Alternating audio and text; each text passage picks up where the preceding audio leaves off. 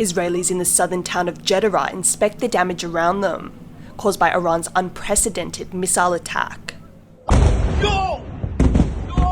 180 ballistic missiles were launched by Tehran, targeting military bases in Israel.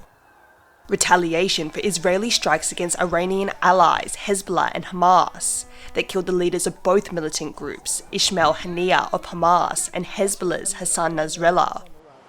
Iran says they now consider the matter closed, but while on a visit to Qatar, the Iranian president said that would change should Israel strike again.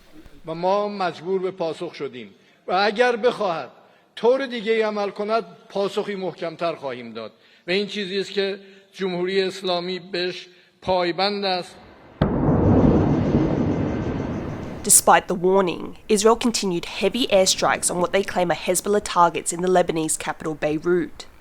And its troops continued their ground incursion into southern Lebanon, attempting to eliminate the threat of the militant group to northern Israel. Residents there have been displaced by the conflict for months. The Israeli military said 8 of its soldiers were killed in the fighting. Israel has also ramped up its attacks against other Iran-backed militants in Yemen and Syria. And the country has made clear they plan to retaliate directly against Iran for the ballistic missile attack. אנחנו נגיב. אנחנו יודעים לאתר מטרות חשובות. אנחנו יודעים גם לפגוע בצורה מדויקת ועוצמתית. In April, when it was first targeted by Iranian missiles, Israel responded with a single precise strike to take out an Iranian air defense system. That was considered a limited response, and there are fears that this time the Israelis will hit harder, with some officials pushing to target nuclear facilities in Iran. But when questioned about it, one of Israel's strongest backers, US President Joe Biden, opposed such a strike.